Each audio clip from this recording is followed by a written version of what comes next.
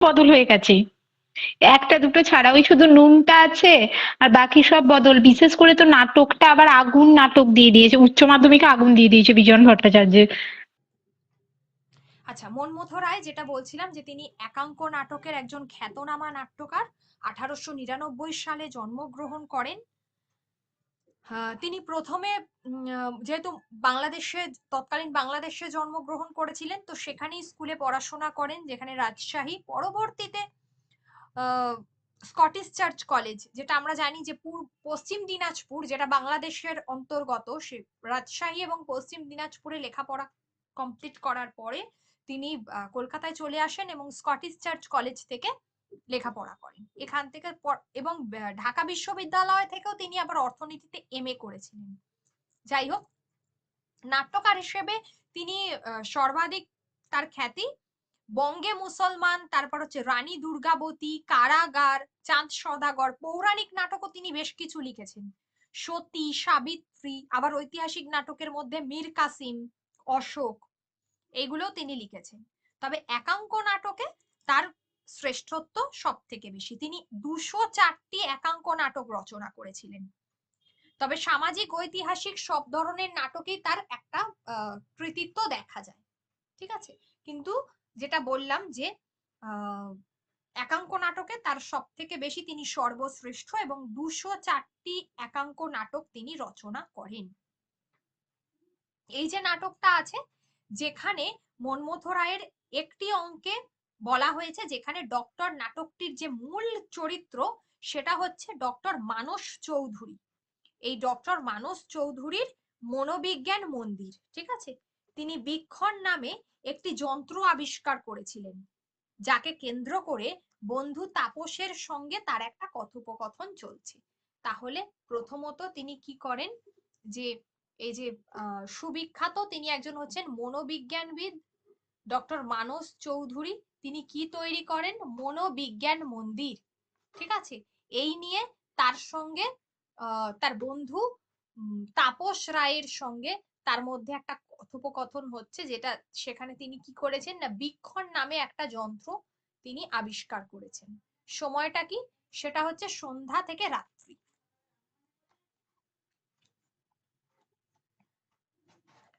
সন্ধ্যা থেকে রাত্রি এই সময়ে তার মানে আর কি, এই সময়টাতে তিনি সেই কথোপকথনটা চলছে আর কি। ঠিক আছে, এবার কথোপকথন চলার সময় আমরা দেখতে পাচ্ছি এই বীক্ষণটা কি, যেটা হচ্ছে আমাদের মনের অনেক গুপ্ত মানে লুকানো জিনিস যেগুলো, সেগুলো কিভাবে প্রকাশ্যে আসবে সেই বিস্ময়কর যন্ত্র। এবার কোথায় খবরটা ছেপেছিল? যেটা হচ্ছে New York Herald. New York হেরাল্ডে এই খবরটা ছেপেছিল, এবং যেখানে আমরা দেখতে পাচ্ছি খবরটা দেখে তখন তাপস দেখতে পেল যে এটা বিখ্যাত ভারতীয় বৈজ্ঞানিক এম চৌধুরীর একটা চাঞ্চল্যকর আবিষ্কার। আচ্ছা, কিসের আবিষ্কার? মনোরাজ্যের গুপ্ত রহস্য প্রকাশক বিস্ময়কর যন্ত্র বীক্ষণ। হলো। আচ্ছা, এটা হচ্ছে বিংশ শতাব্দীর নবতম বিস্ময়। যে জায়গাটা, বিংশ শতাব্দীর নবতম বিস্ময়। প্রশ্নগুলো দিয়ে দেবো আমি, আজকেই পড়িয়ে দেবো, প্রশ্নও দিয়ে দেবো। বিংশ শতাব্দীর নবতম বিস্ময় হলো। আচ্ছা, কে আবিষ্কার করেছে এটা বুঝলাম।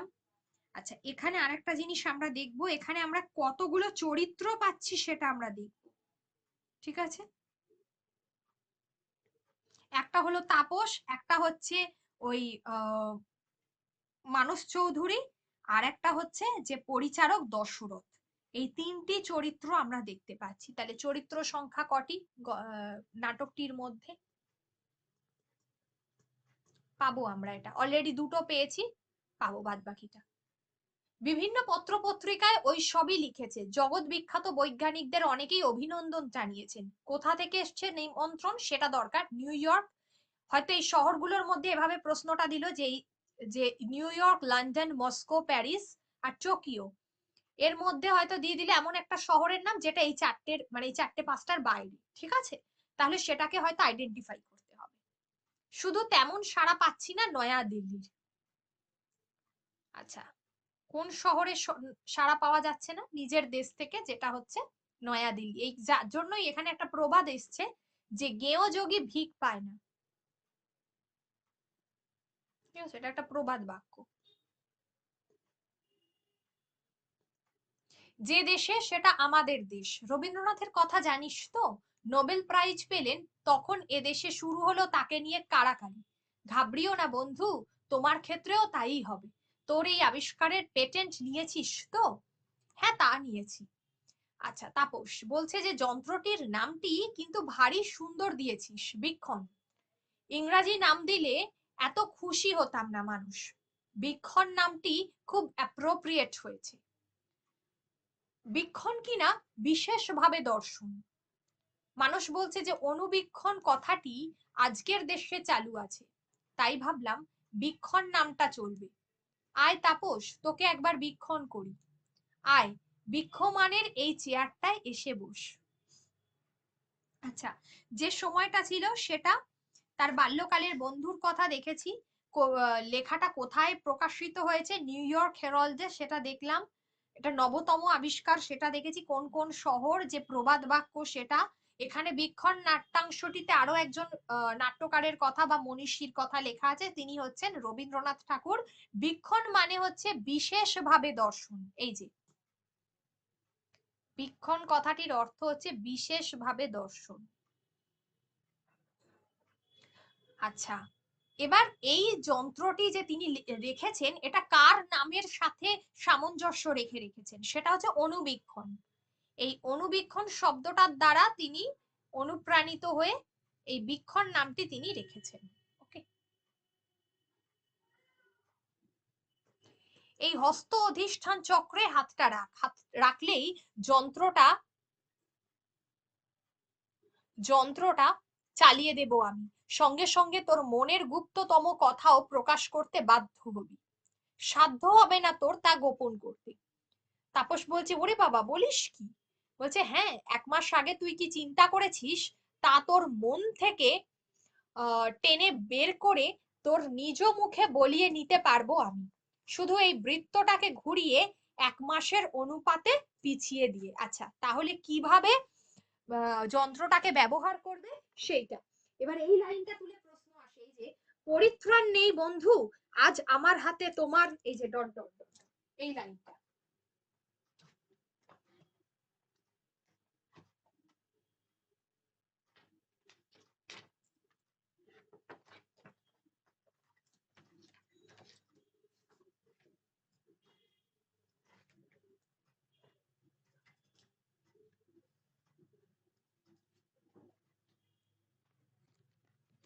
এই লাইনটা যেটা হচ্ছে পরিত্রাণ নেই বন্ধু।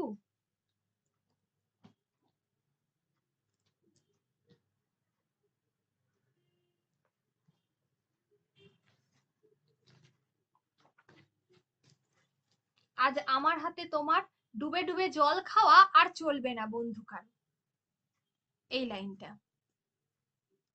তারপর হচ্ছে, কি সর্বনেশে লোক তুই, মানুষ খুন করতে পারিস দেখছিস, দেখছি তুই। কাকে নিয়ে এসব পরীক্ষা তুই করেছিস এতদিন? নিজেকে দিয়েই শুরু করেছিলাম। বহুকাল থেকে ডায়েরি লিখি আমি, প্রতিজ্ঞা করে বসতাম নিজের কথা আমি মুখে আমি বলবো না, কলমে আমি লিখবো না, ডায়েরির পাতাতেই তা থাক সুগুপ্ত। হস্ত অধিষ্ঠান চক্রে বাঁ হাত রেখে, কোথায় রাখতে হবে? হস্ত অধিষ্ঠান চক্রে, মানে যেখানে হাতটা রাখতে হবে ওই জায়গায় রেখে ডান হাতে কলম নিয়ে এই চেয়ারে বসতাম। সহকারী ছেলেটি পূর্ব নির্দেশ অনুযায়ী চালিয়ে দিত এই বীক্ষণ। কিছুতেই রোধ করতে পারিনি সত্যকে, শুধু মুখেই বলিনি, যন্ত্রটির চাপে আমাকে কাগজেও লিখে দিতে হয়েছে মনের গুপ্ততম প্রতিটি চিন্তা করা। পরে দেখা গেছে ডায়েরির সঙ্গে হুবহু মিলে গেছে তা। তখন বলছে, তাপস বলছে, যাই তাহলে, আমি চলে যাই, ঠিক আছে। আচ্ছা, এখানে ওই ডুবে ডুবে জল খাওয়া এখন আর চলবে না, এই কথাটা কে কাকে বলেছে, এই লাইনটা।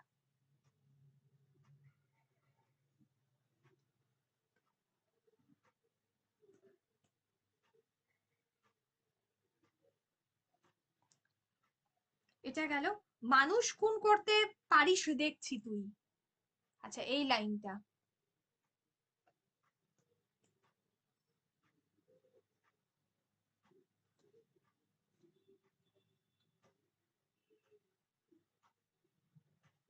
বহুকাল ধরে ডায়েরি লেখার অভ্যাস, কার অভ্যাস? সেটা হচ্ছে এই মানস চৌধুরীর। কে লেখে? আচ্ছা, এই নাটকে হরিহর আত্মা কাকে বলা হয়েছে? বাল্যকাল থেকে তুই আর আমি, হরিহর আত্মা কে না জানি। এখানে দুজনের কথা বলা হয়েছে, মানস চৌধুরী আর তাপস রায়, এই দুজনের কথা বলা হয়েছে।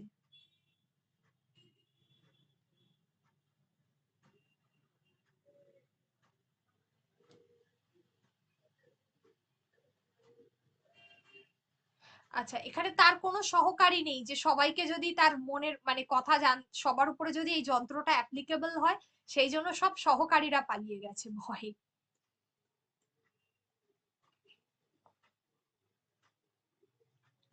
তারপরে বলছে যে সারা বিশ্বে তোমার জয় জয়কার হোক, এই লাইনটা।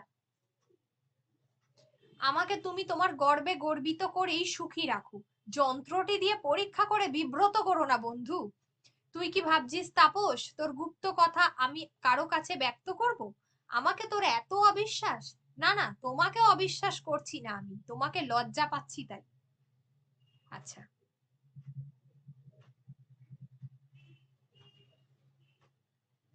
যন্ত্রটা দিয়ে পরীক্ষা করে আর বিব্রত করো না, এটাই বলতে চেয়েছি। ঠিক আছে,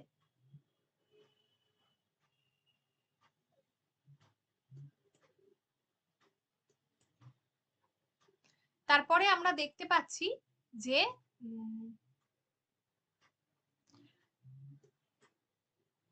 যেটা বলছে যে মানুষ, আমি তোকে কথা দিচ্ছি তাপস, কথা দিচ্ছি, বেশ তবে দেখ আমার কৌতূহলটাও মিটুক, কিন্তু জেনে রাখো প্রতিজ্ঞা করছি আমি, আমি যাই ভাবি না কেন এখন গুপ্ত রাখতেই চেষ্টা করব, সেটা প্রাণপণে।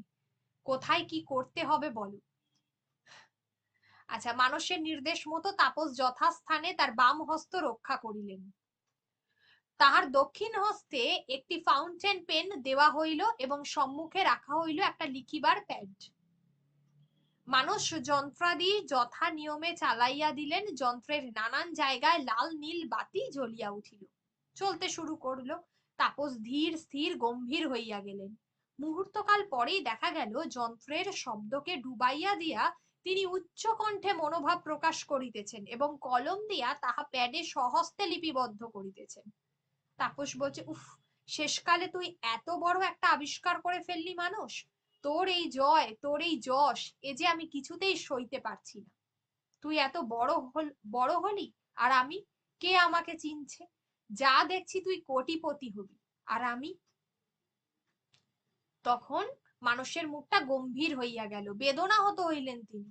তাপসের লিখিত কাগজখানি টানিয়া লইয়া তিনি টুকরো টুকরো করিয়া ছিঁড়িয়া ফেলিলেন এবং মেশিনটি বন্ধ করিয়া দিলেন। গভীর নিস্তব্ধতা, তাপস ক্রমশ স্বাভাবিক অবস্থায় ফিরিয়া আসিলেন। তাপস, কি বলছিলাম আমি? মানুষ হাসিয়া, ওই এক কথা, আমার গর্বে তুই কত গর্বিত তাই, সত্যি এত ভালোবাসিস তুই আমাকে। মানে এটা কিন্তু বলেনি, ঠিক আছে, এটাই হলো মূল বিষয়। তখন তাপস বলছে, দেখি কি লিখেছি আমি, দেখি। তখন মানুষ, সেটা আমি ছিঁড়ে ফেলেছি ভাই। ছিঁড়ে ফেলেছিস কেন? আমার সম্বন্ধে তোর অতটা উচ্ছ্বাস শুনেও যেমন লজ্জা হলো, পড়তেও তেমনি লজ্জা পেলাম, ছিঁড়ে ফেললাম তাই। তাপস তখন বলছে, কেমন যেন অস্বস্তি বোধ হচ্ছে আমার, কেমন যেন একটা অবসাদ বোধ করছি। আমি ভাই উঠি। তখন বলছে, বস বস, নতুন একটা অভিজ্ঞতা কি না, তাই এক পেয়ালা কফি খেলেই চাঙ্গা হয়ে যাবে। ইলেকট্রিক বেল টিপিলেন ভৃত্য দশরথ। দেখো, এই আমরা প্রথম দশরথের কথা জানতে পারছি। ভৃত্য দশরথ ডাকের চিঠিপত্র সহ প্রবেশ করিয়া চিঠিপত্র মানুষের সামনে রাখিল। তাহলে দুজন চরিত্র, তিনজন চরিত্র হলো, তিনটে চরিত্র পেলাম। তাপস বলছে, প্রত্যেক ডাকে তোর এত চিঠিপত্র আসে এখন? মানুষ বলছে, হ্যাঁ, এইটাই এখন সব থেকে ঝোড়ো অত্যাচার হয়ে দাঁড়িয়েছে। কেতকীর চিঠি আজ এসেছে দেখছি।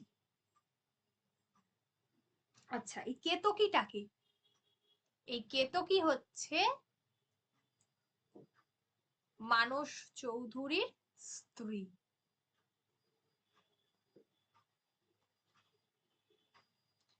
তাপস, কি খবর পেয়ে বুঝি লন্ডনের পড়াশোনা ছেড়ে দিয়ে অর্ধাঙ্গিনী উড়ে আসছেন স্বামীর কাছে জয়ের ভাগ্নিতে? এখনো এসে পৌঁছাননি, দেখেই বরং আমি অবাক হচ্ছিলাম। তার স্বামী গরবিনী আসছেন কবে? সেদিন আসবো। মানুষ, চিঠি পড়িতে পড়িতে, আসছেন না? সে কি, ভয় পাচ্ছেন নাকি? মানুষ বলছে, কি জানি, জানি না।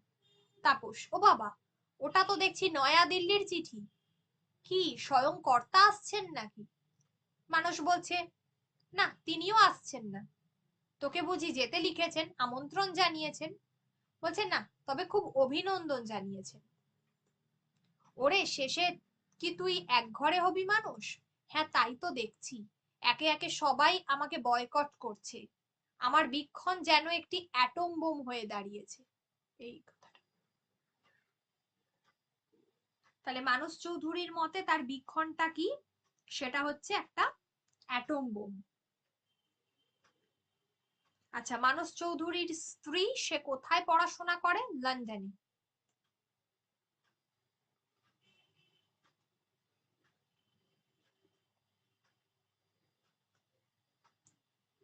আচ্ছা,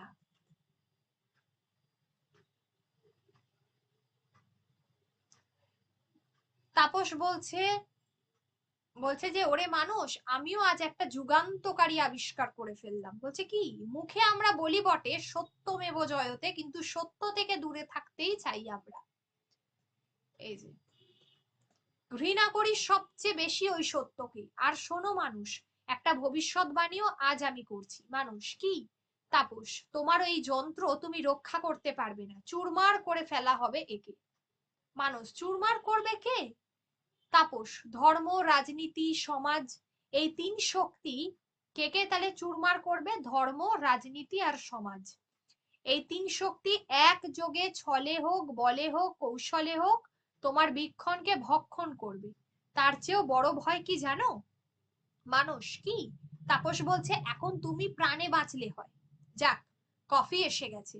দশরথ কফি আনিয়া উভয়ের সামনে রাখিল, উভয় নীরবে কফি পান করিতে লাগিল। শেষ। একদম খুবই সহজ এবং বেশ ভালো নাটক বীক্ষণটা।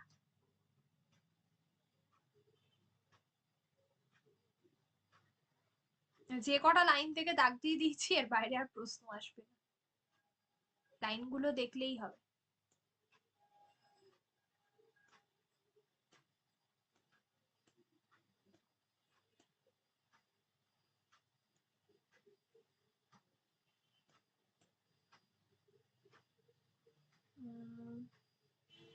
আচ্ছা,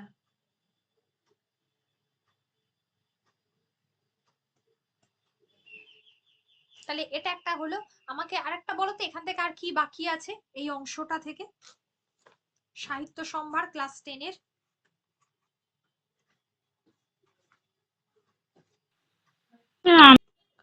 অনুবাদক হচ্ছে এটার বিষ্ণুপদ ভট্টাচার্য।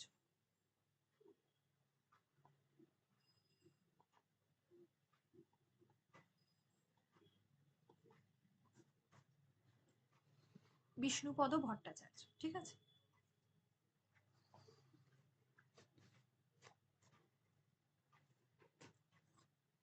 মুনিশ স্বামী বলে এখানে একজন মিঠাইওয়ালার কাহিনী রয়েছে, ঠিক আছে। মুনিশ স্বামী যে নিজে পরিশ্রম করে সে জীবিকা নির্বাহ করত। এই মুনিশ স্বামী মিঠাইওয়ালা ছোটখাটো মানে শিশুদের জন্য মিষ্টি তৈরি করে নিয়ে গিয়ে স্কুলের সামনে বিক্রি করত।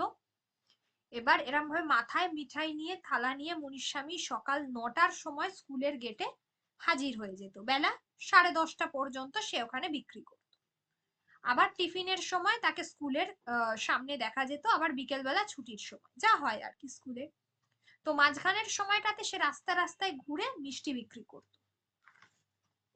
এই অবস্থায় এইভাবে সে উপার্জন করে সংসার চালাতো। কেবলমাত্র ছুটির দিনগুলোতে তার ভীষণ অসুবিধা হতো। ছুটির দিনগুলোতে তখন সে কি করত? তো তখন বড় বড় ছুটিতে, গরমের ছুটি, যে যে তোমার কি বলে, তখন যে স্কুলগুলো ছুটি থাকে, তখন সে তার তার জীবনটাই তার অন্যরকম হয়ে যেত অন্য দিনের থেকে। তার মনে হতো যে সমস্ত মানে খুবই অবসাদগ্রস্ত হয়ে পড়তো সেই দিনগুলো। তো ছুটি শেষ হয়ে যাবার কয়েকদিন আগে থেকেই সে জিনিসপত্র এনে মিঠাই তৈরির কাজ শুরু করে। এমনকি সে তার একটা ছোট্ট বাচ্চাকে, তার 2 বছরের শিশুপুত্র, তাকেও সে এক কণাও মিষ্টি দেয় না। শিশুকে দেখলেই তাকে প্রশ্রয় না দিয়ে দূরে সরিয়ে দেয়। এমন অবস্থায় একদিন স্কুল খোলার দিনে থালায় মিষ্টি সাজিয়ে সে হাত ধোয়ার সময় তার শিশুপুত্রটি এসে একটা মিষ্টি তুলে খাওয়ার সময় তাকে তো দেখতে পায় মুনিস্বামী। দেখে তাকে, ছেলেকে প্রচন্ড মার মারে। এদিকে রাস্তায় বেরিয়ে স্কুল যাওয়ার পথে একটা মোটর গাড়ি তাকে ধাক্কা দিতে তার মাথা থেকে মিঠাইয়ের থালাটা পড়ে যায়। সঙ্গে সঙ্গে তার মনে হলো তার নিজের সন্তানকে মিষ্টি খেতে না দেওয়ার কথা আর কি। তার শিশুপুত্রের জন্য তার ভীষণ মন খারাপ করলো। সে ছুটে গিয়ে বাড়িতে তার পুত্রকে আদর করতে লাগলো। তো তখন তার স্ত্রী মুনিস্বামী তার কাছ থেকে ক্ষমা চেয়ে নিল, স্ত্রীর কাছ থেকে, এবং প্রতিদিন ছেলেকে একটা করে মিঠাই দেবার জন্য প্রতিশ্রুতি দিল। গল্পটা ভালো, কিন্তু অনুবাদমূলক গল্প। তো এইভাবে তাদের জীবন আর চলতে লাগলো। এটাই হচ্ছে গল্পটার মূল বিষয়বস্তু। ফ্ল্যাট গল্প এগুলো। 1906 খ্রিস্টাব্দে জন্ম, 11ই এপ্রিল। মূলত তিনি ছিলেন তামিল ভাষার একজন কবি, সাহিত্যিক।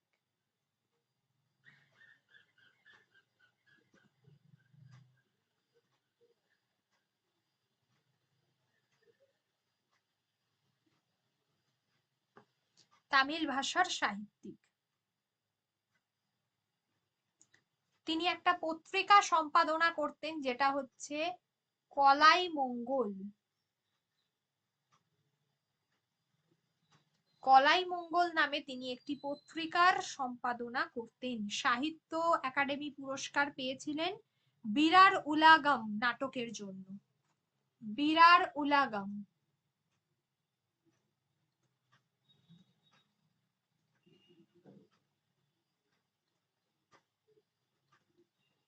সাহিত্য একাডেমি এই গ্রন্থের জন্য সাহিত্য।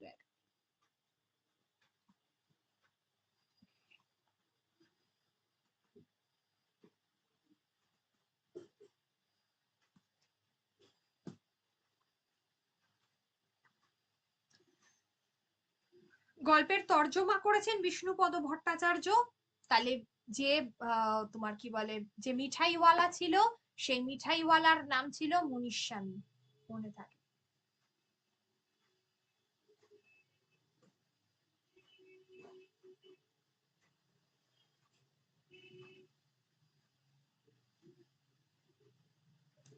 বিদ্যালয়ের সে খুব খোঁজ খবর রাখে, লেখাপড়ার ব্যাপারে নয়। ওই যে শঙ্কর চেটিয়ার সরণির উপর পশ্চিমমুখ লাল বাড়িটি, যেখানে প্রায় 100 খানেক বিদ্যার্থী।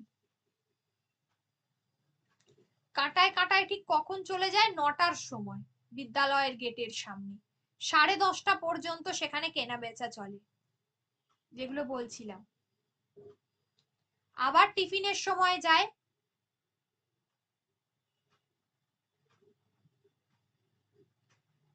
1টা বাজার 5 মিনিট আগেই সে সেখানে হাজির হয়ে যায়। তার মধ্যেখানে সময়টা সে রাস্তায় বিক্রি করে। আবার কখন যায় সে? যখন ছুটি হয়, ঠিক 4টে, বিদ্যালয়ের সামনে। 4:30টার সময় ছেলেমেয়েরা ওখান থেকে বেরিয়ে আসে, জেলখানা থেকে। জেলখানা আটকে থাকে অনেকক্ষণ, সেই জন্য। বাড়ি ফেরার পথে নারকেলের নাড়ু, ছোট পেঁয়াজের মতো দেখতে এরকম মিষ্টি যা হোক একটা কিনে মুখে ফেলে দেয়। এইভাবে সন্ধ্যা পর্যন্ত তার সারাদিনের রোজগার টেনে টুনে বড়জোর 8 আনা। তার মধ্যে আবার অর্ধেকেরও বেশি জোটে পুরোনো দিনের পাই পয়সা। তাই নিয়ে সে ঘরে ফিরে। এইভাবে এই ব্যবসা অনেক কাল ধরে একটানা চলে আসছে। ছুটির দিনেই তার যত রকম মন্দা পড়ে, ঠিক আছে।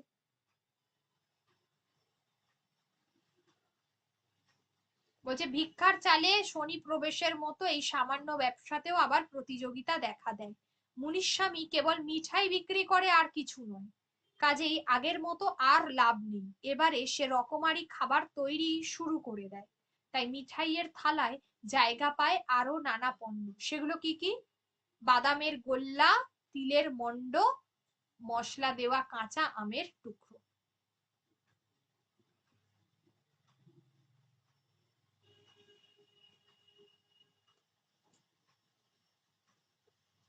সারা সপ্তাহের মিঠাই তৈরি হয় একটাই দিনে, কবে? সেটা রবিবারে।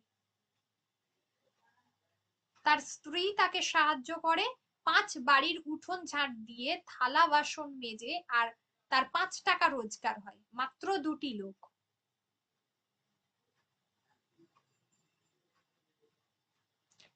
ইতিমধ্যে তাদের একটা শিশু পুত্র রয়েছে।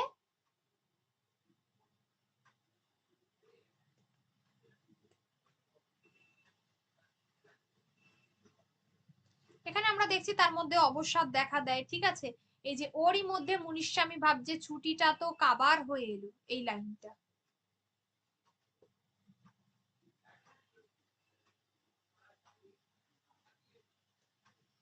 আচ্ছা, মুনিস্বামী শিশু পুত্রটির বয়স তখন মাত্র 2 বছর। বছর কতটা বয়স? 2 বছর।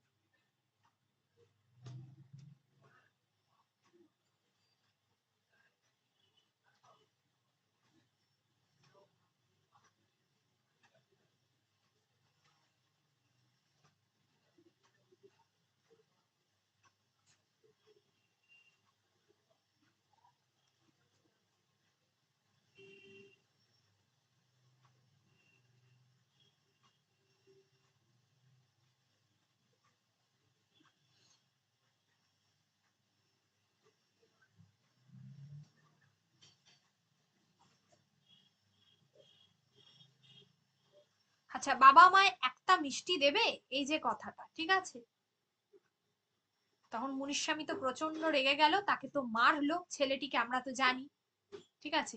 তে এই লাইনটা গুরুত্বপূর্ণ, যে অবুঝ শিশুর উপর কেন ঘেউ ঘেউ করছো।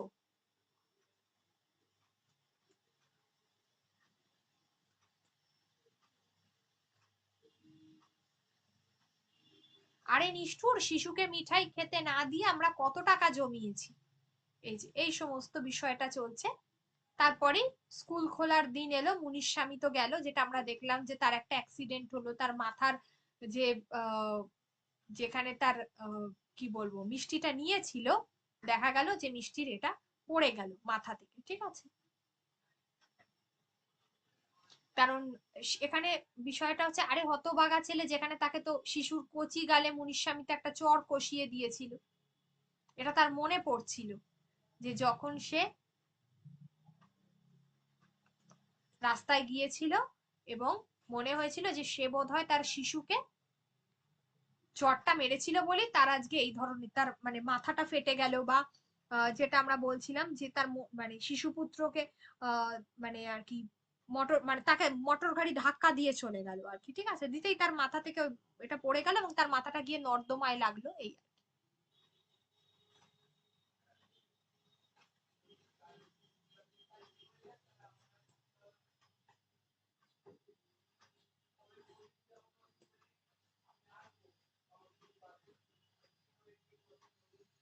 এই যে সেই সময় সামনের দিক থেকে এগুলো আর অতটাই নয়, তার কিসে ফেলে দিয়েছিল, সেটা হচ্ছে মোটর গাড়িতে ফেলে দিয়েছিল, এটা গুরুত্বপূর্ণ। এবার এসে শিশুকে সে মানে আদর করতে লাগলো, এখানে তার একটা পিতৃ স্নেহ ফুটে উঠেছে এই জায়গা দিয়ে। তার মনুষ্যত্বে মনে হয়েছে যে সে বোধহয় সে, তাই জন্য তার স্ত্রীর কাছেও সে ক্ষমা চেয়ে নিল, কারণ স্ত্রী তো প্রতিবাদ করেছিল প্রথমে, কিন্তু মুনিস্বামী তো সেটা শোনেনি।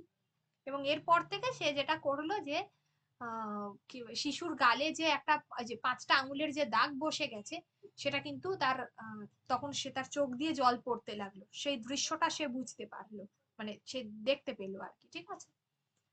তো যার ফলে দেখা গেল যে তার শিশু পুত্রকে সে প্রত্যেক দিন একটা করে মিষ্টি দিত। এখানে খুব কেঁদেছে বুঝি, যেমন হয় আর কি, এই জায়গাগুলো সে জিজ্ঞাসা করলো।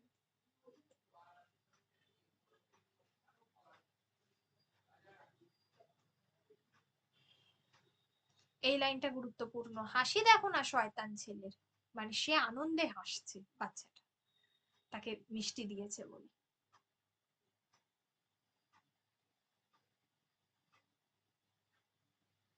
তাহলে এই গেল এই অংশটা। বলো। হারিয়ে যাওয়া কালি কলম রচনাটির লেখক শ্রীপান্থ। এই শ্রীপান্থের আসল নাম কি? নিখিল সরকার। নিখিল সরকার। আচ্ছা, গুড। নেক্সট, লেখক যেখানে কাজ করতেন সেটা ড্যাশ আপিস। কিসের আপিস? লেখালেখির অফিস। ঠিক আছে। কিবোর্ডের প্রতিটি বোতামে কি ছাপা রয়েছে? একটি হরফ। হরফ। চারখণ্ড রামায়ণ কপি করে অষ্টাদশ শতকে একজন লেখক কত টাকা পেতেন?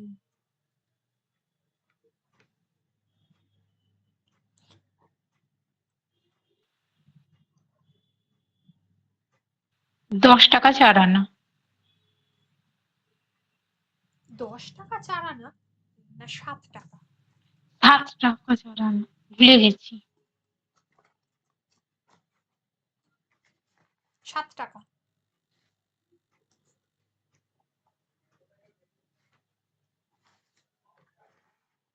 পরেরটা,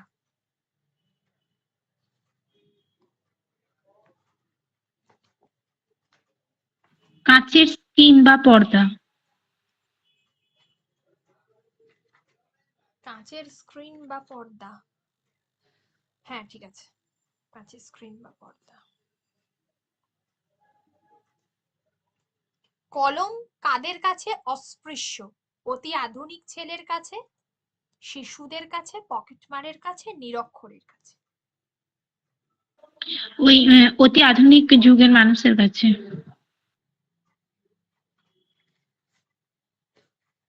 অতি আধুনিক যুগের মানুষের কাছে।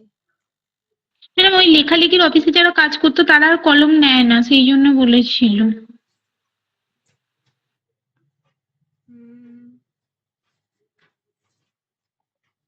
হ্যাঁ, যারা ওরা তো কম্পিউটারের মাধ্যমেই কাজ করে, তাই না?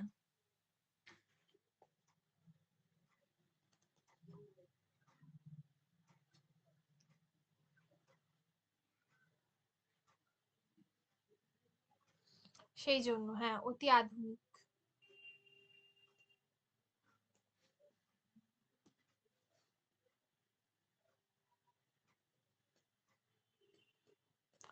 ক্যালিগ্রাফিস্টদের বাংলায় কি বলে?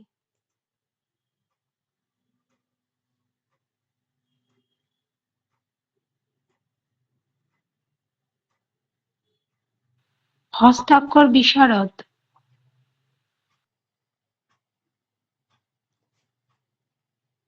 লিপি কুশলী নয়?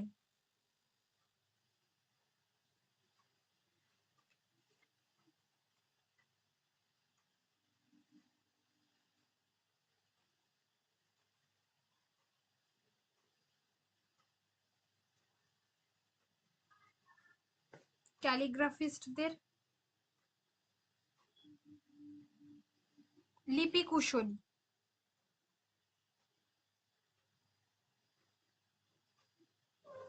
আচ্ছা, তারপরে হলো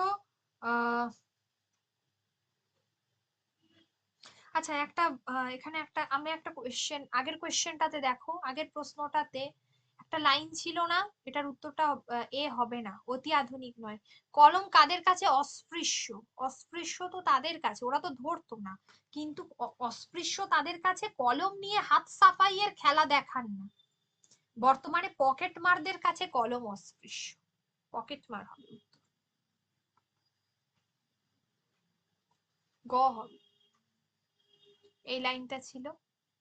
ঠিক আছে, এই ধরনের প্রশ্ন থাকলে খুব মুশকিল।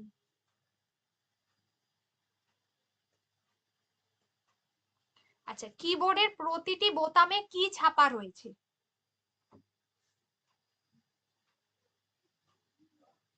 হরফ। হরফ। লেখক ছেলেবেলায় কলম তৈরি করতেন কি দিয়ে? রোগা বাঁশের কঞ্চি কেটে। বল পেনের অন্য নাম কি? Dot pen.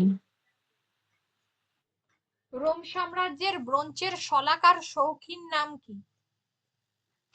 স্টাইলাস।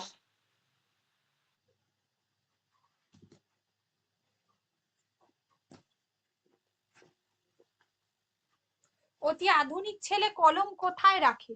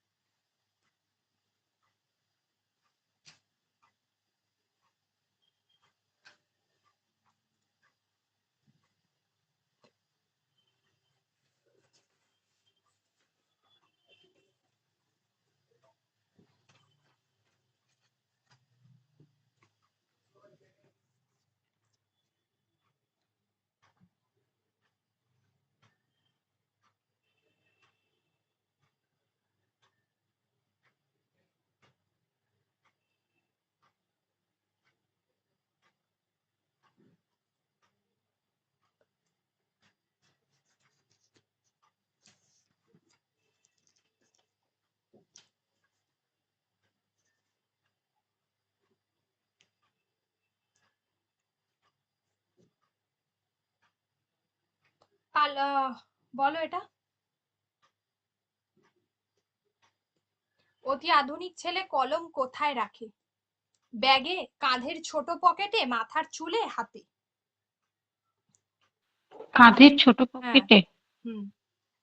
বাংলায় চালু প্রবাদটি হলো কালি নেই কলম নেই বলে আমি ড্যাশ।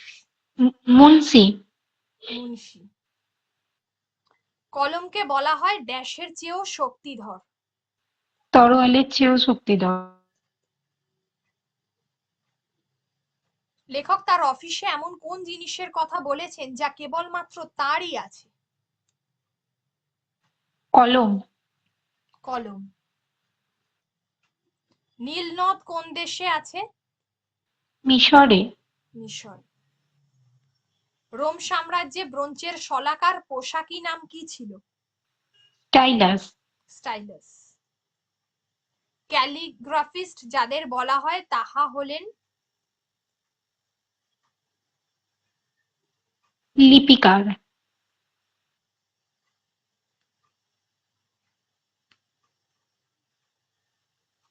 লিপিকুশলী তো বলা হয়।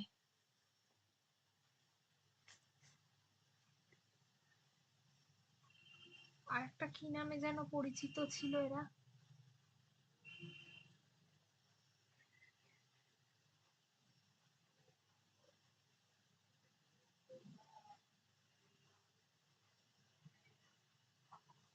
লিপিকুশলী তো বলা হতো। হ্যাঁ, ওটাই হবে। আমার মুখের দিকে তাকিয়ে বুঝতে পারলেন কি? বুঝতে পারলেন?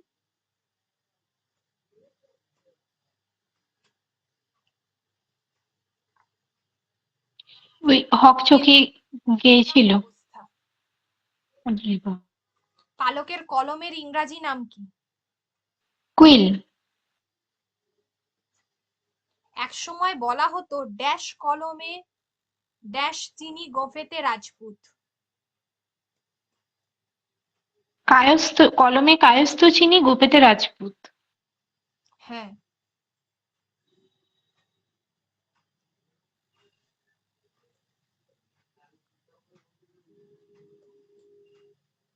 পরেরটা তো উত্তর বলেই দিয়েছে। আচ্ছা, কলমকে জাদুঘরে পাঠাবে বলে প্রতিজ্ঞা করেছে কে?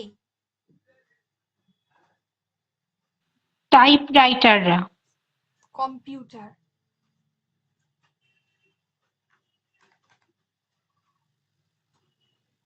দোয়াত মানে ড্যাশ দোয়াত কিসের?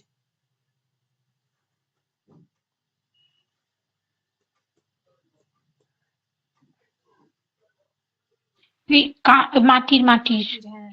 প্রাবন্ধিকের মতে শেষ পর্যন্ত নিবের কলমের মর্যাদা কে বাঁচিয়ে রেখেছিলেন?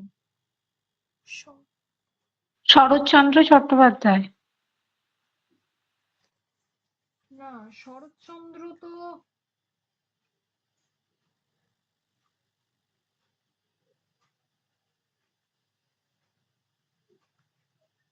ফাউন্টেনের নেশা তো শরৎচন্দ্রের থেকেই পেয়েছিলেন।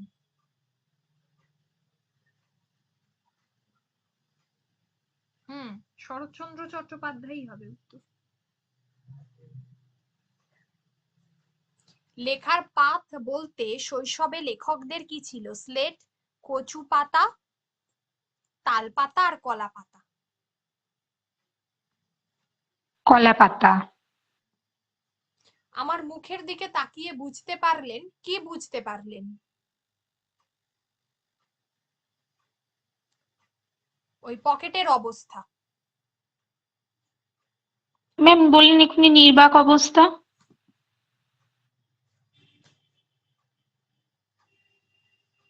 এটা প্রশ্নটা আগে একটা পেলাম না?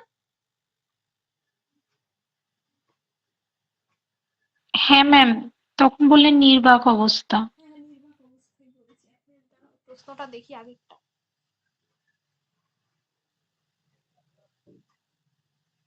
ও আচ্ছা আচ্ছা, এইটা না। আমার মুখের দিকে তাকিয়ে বুঝতে পারলেন কিসের অবস্থা? এটা হচ্ছে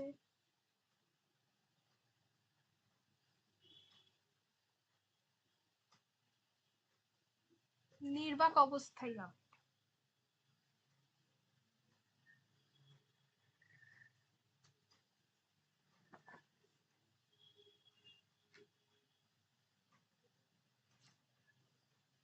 আচ্ছা, এটা একটা আরেকটা ভুলও বেরিয়েছে, যেটা হচ্ছে শেষ পর্যন্ত নিবের কলমের মান মর্যাদা কে বাঁচিয়ে রেখেছিলেন? শরৎচন্দ্র হবে না, ওটা সত্যজিৎ রায় হবে। শরৎচন্দ্র যেটা করেছিলেন সেটা হচ্ছে যে এই যে এটা এ হবে, উত্তর ক হবে এটা।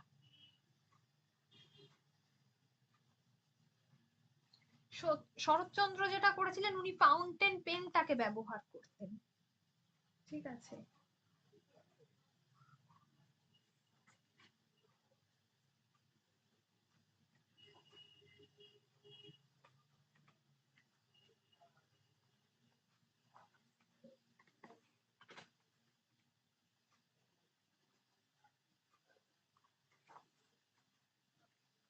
ওটা নির্বাক কি হবে? নির্বাক।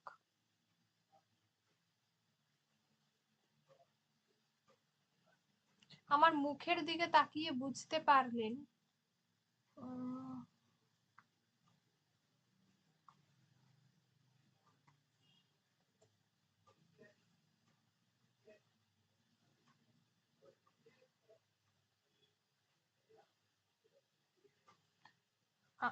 আগেরটাই নির্বাক হবে না ওটা।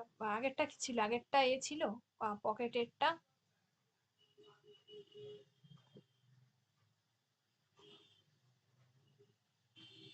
পকেটের অবস্থাই হবে, নির্বাক হবে না।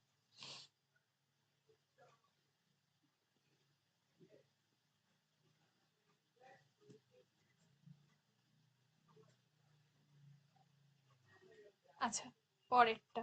লর্ড কার্জন বাঙালি সাংবাদিকদের গরম গরম ইংরাজি দেখে তাদের বলতেন, কি বলতেন?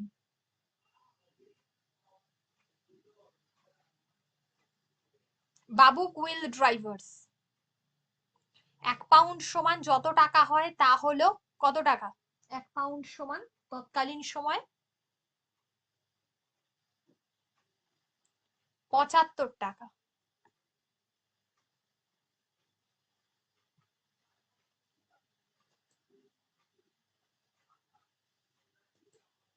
লেখকের বিপদ হয় যখন তিনি নিতে ভুলে যান। কি নিতে ভুলে যান? কলম। কলম। কলম, হ্যাঁ। খাগের কলম কখন দেখা যায় বলে প্রাবন্ধিক বলেছেন? সরস্বতী পুজোর সময়। সরস্বতী পুজোর সময়, এক্স্যাক্টলি। তোমার সোনার দোয়াত কলম হোক, এই আবিষ্কার কে এই সরি, এই আশীর্বাদ কে করতেন? বুড়ো বুড়িরা। বুড়ো বুড়িরা, হ্যাঁ।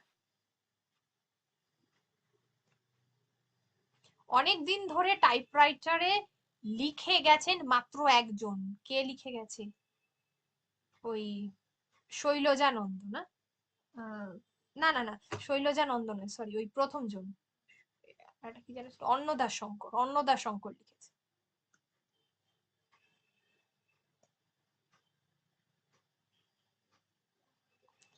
কালির অক্ষর নাইকো পেটে ড্যাশ পড়েন কালীঘাটে, কি হবে?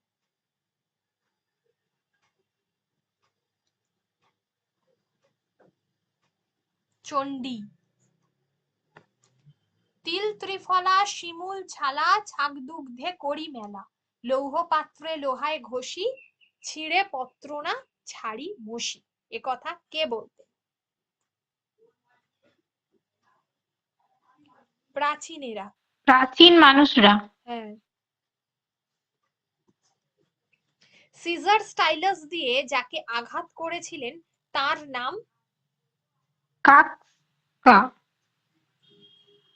কাশকা। Option D. হ্যাঁ। জুলিয়াস সিজার কোথাকার ছিলেন? রোমের একজন সম্রাট ছিল। ইয়েস। এই নেশা পেয়েছি আমি শরৎদার কাছ থেকে, এ কথা কে বলেছেন? শৈলজানন্দ মুখোপাধ্যায়। হ্যাঁ। কথাকার হবে, হ্যাঁ, দুজন এখানে শৈলজানন্দ আছে। একটি কলমের দাম ধার্য হয়েছে কত পাউন্ড? 2500। 3000।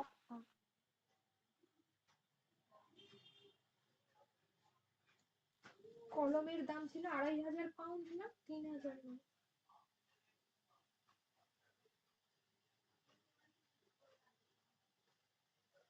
2500 পাউন্ড।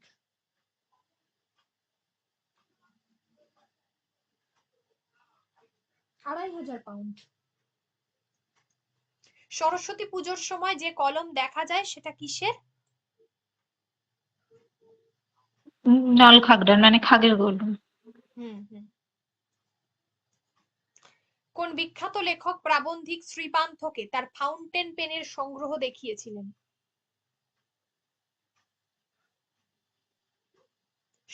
শৈলজানন্দ। কখনো কখনো মাকে দিয়ে ড্যাশ ভেজে পুড়িয়ে তা বেটে ওতে মেশাত? আতপ চাল। আতপ চাল। বিদেশি কালি পাওয়া যেত প্রধানত যে পানের জন্য, যে পেনের জন্য। এটা তো ফাউন্টেন। ফাউন্টেন, হ্যাঁ। হারিয়ে যাওয়া কালি কলম গদ্যাংশ অনুসারে ফাউন্টেন পেনের আবিষ্কারক কে? এটা ওই Waterman. Lewis Edson Waterman. Satyajit রায়ের অনেক সুস্থ সুন্দর নেশার মধ্যে একটি কি ছিল?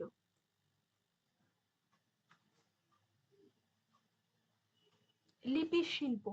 লিপি শিল্প। 46, কড়াইয়ের তলার কালি পাথরের বাটিতে তোলার জন্য যে পাতা ব্যবহৃত হতো তা হলো?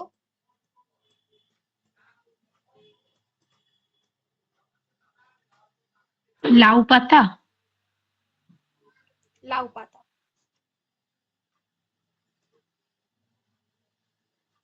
ছোটবেলায় লেখক কালি বানাতেন কি দিয়ে? ওই বড়ি গুলি দিয়ে, খয়েরটাই হবে। পণ্ডিত মশাইয়ের কলম যে জন্য খ্যাত ছিল তা হলো? যে জন্য খ্যাত ছিল? কানে গুজে রাখার জন্য। হুম। কাচের, কাঠ, গ্লাসের, তারপর হচ্ছে পোর্সেলিনের, পিতলের, ব্রোঞ্জের, ভেড়া সিংহের, এমনকি সোনারও, এগুলির কথা প্রাবন্ধিক শ্রীপান্থ কোন প্রসঙ্গে বলেছেন?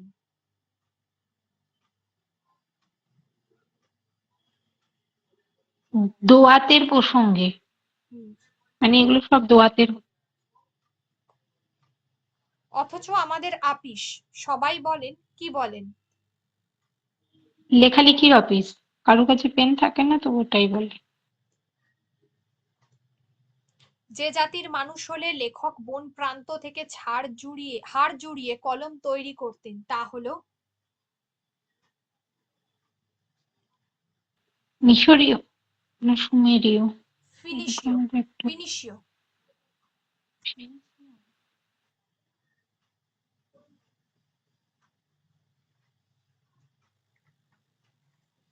ফিনিশীয়।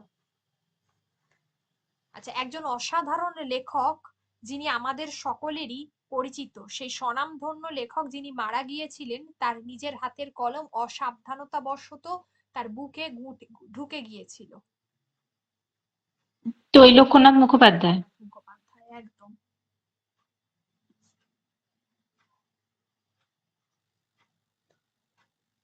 দোকানদার লেখককে যে সস্তার কলম দিয়েছিলেন, যার মধ্যে একটা হচ্ছে সস্তার কলম দিয়েছিলেন, একটা ঝর্ণা কলম আর জাপানি কলম।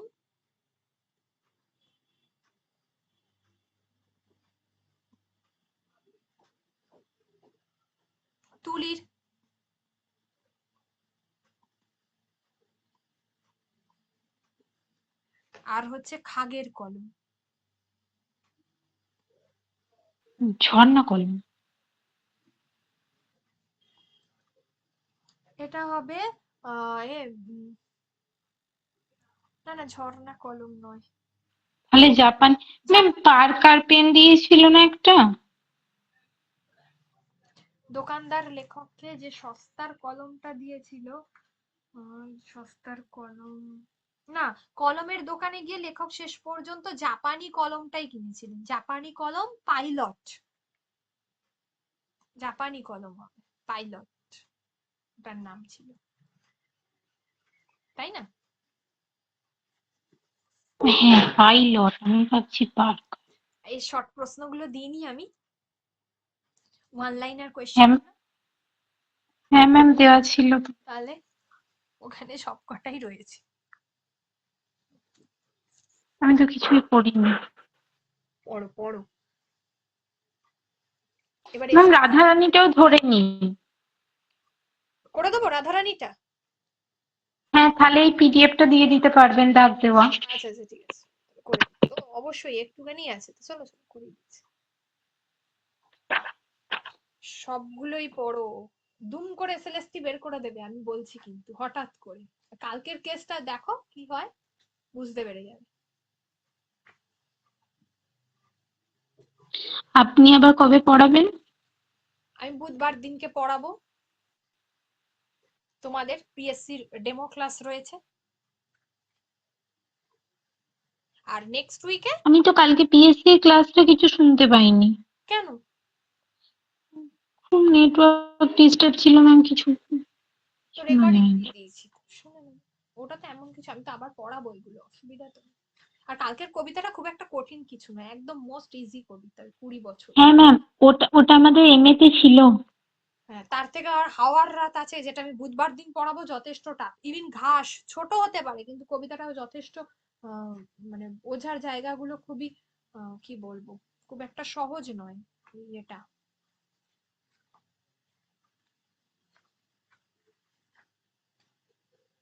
খুব একটা সহজ নয়। অনেকজন ক্লাস করলে ভালো লাগে, কেউ ক্লাসই করে না।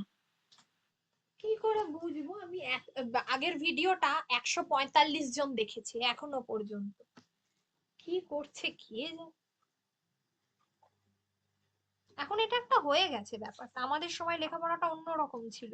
আর তখন তো এই ব্যাপার আমার বেলা তো ছিল না এই অনলাইনে ক্লাস করার সুবিধাটা, তোমাদের বেলা তবুও আছে।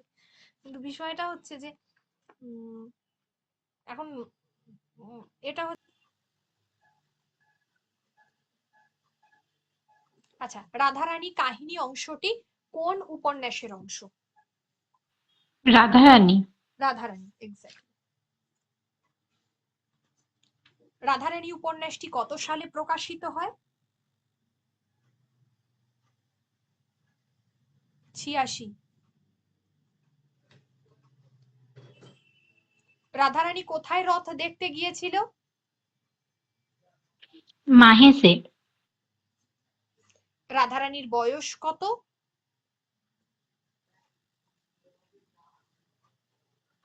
10-11।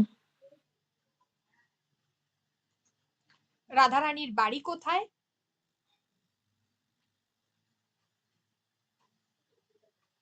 শ্রীরামপুরে।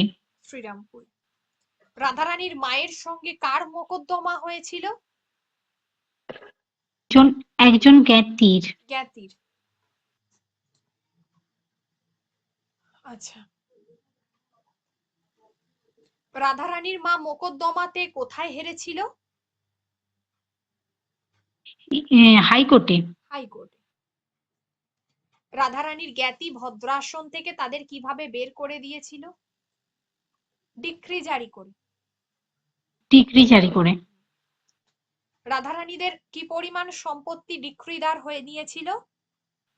10 লক্ষ টাকার সম্পত্তি। হুম। রাধারানীর মা জ্ঞাতির বিরুদ্ধে কোথায় আপিল করেছিল? Prince council, privy council, privy privy council. হুম। রাধারানীর প্রিভি কাউন্সিল তখনকার দিনে লন্ডনে ছিল। তখন তো মানে আমাদের যে সুপ্রিম কোর্ট এই কনসেপ্টটা মানে সুপ্রিম কোর্টের ওপরেও আরেকটা ব্যাপার ছিল, যেটা লন্ডনে আপিল করতে হতো প্রিভি কাউন্সিলে।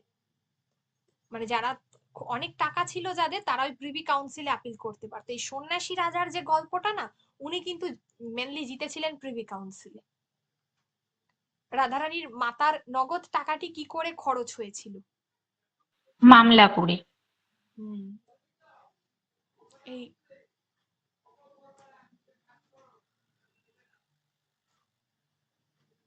আহ, ওই মকদ্দমা খরচ এবং ওয়াসিলাত করে।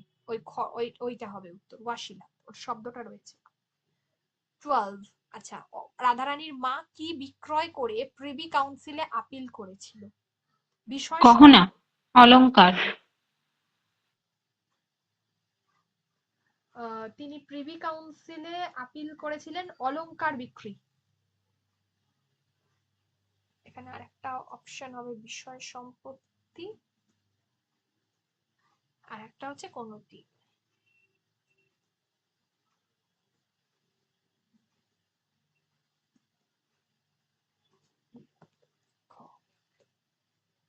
আর নেই তো? না। আচ্ছা, নেক্সট দিন পড়া দেবো এসএলএসটি থেকে। আমি যেদিনকে নেক্সট উইকে আমি 2 দিন পর পর ক্লাস করাবো, তো আমার এরপর থেকে আর মঙ্গলবারের ক্লাসটা আমার শেষ হয়ে যাচ্ছে, ঠিক আছে? টেট শিওরের ক্লাসটা কালকেই লাস্ট ক্লাস আছে। তারপরে আমি তোমাদের দরকার হলে একদিন করে এসএলএসটি ক্লাস করিয়ে দেবো। তো সেই দিনকে ঠিক আমি আছে ম্যাম। দেবো। আর তার আগে তোমরা আগে ফুল মকটা দেবে এই সপ্তাহে, আমি ওটা গ্রুপে দিয়ে দিচ্ছি। তারপরে তারপরের জন্য নেক্সট দিনের জন্য এসএলএসটি ক্লাসে অবশ্যই প্রলয় উল্লাস আর প্রলয় উল্লাস আর দুটো কবিতা দিচ্ছি, আফ্রিকা, এই দুটো পড়ে রাখবে। ঠিক আছে ম্যাম।